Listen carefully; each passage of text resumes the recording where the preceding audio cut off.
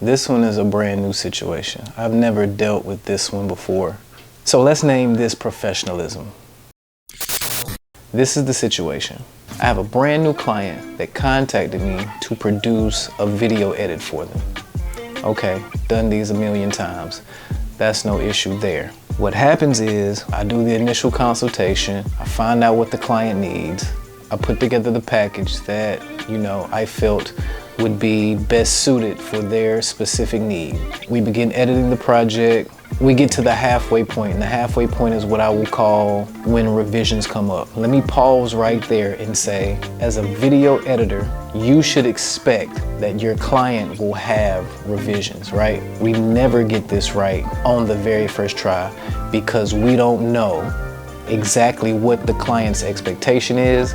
And in some cases, your client doesn't necessarily know what it is that they specifically want. You get a much clearer picture of this as you start to edit, and you can see whatever it is that you're creating in real time, whether that's a music video, whether that's a documentary, whatever it is. Revisions is a part of the process. So I sent them back the initial rough edit. They sent me back the revisions list. On this particular project, the revisions list was kind of long. Okay, that's absolutely fine.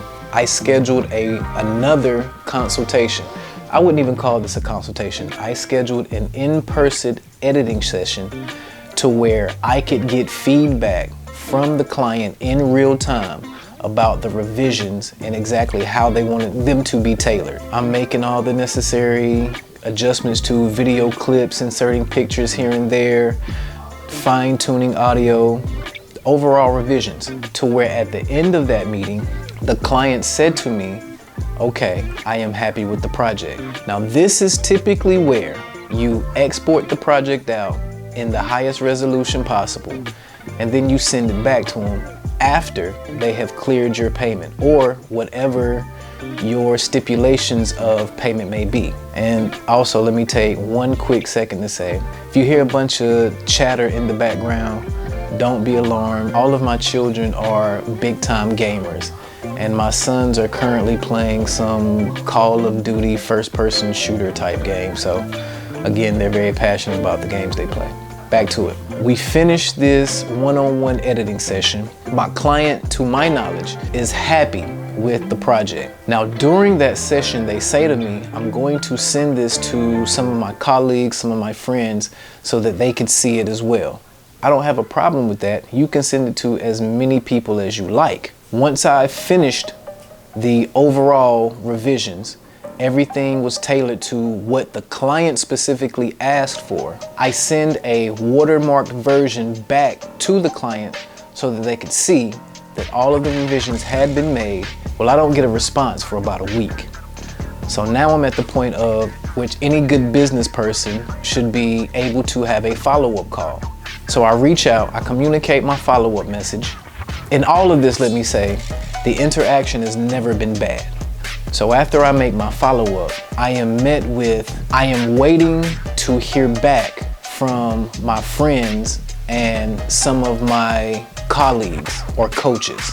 Now this is the part that kind of threw me. Again, they did state that they wanted to send the video for some people to observe. And I guess maybe you guys can help me with this. At no point did I interpret that what they were actually stating to me was, well, I want my friends to give me their opinion of it, and that would determine whether I am happy with the product or not. Here's where I'm torn. My client's friends didn't contract me, so I'm not quite sure that I understand how my client's friends can influence what you have essentially approved. If you make a career out of it, which for me, this is a part of my livelihood. It's not the only means of income that I have, and I do have other contracts, but at the same time, we expect to be compensated for our work.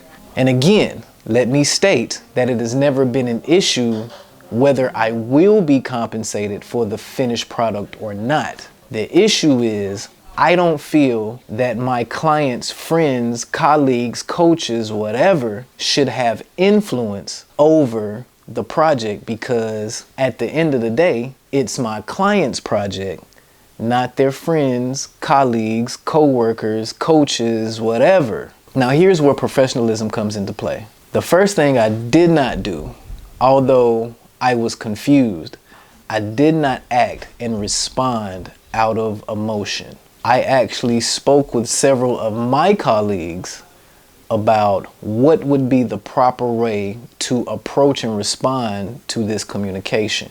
I'm not gonna read verbatim what I said, but my response was more along the lines of, I have a direct point of contact, which is the person that hired me for the job.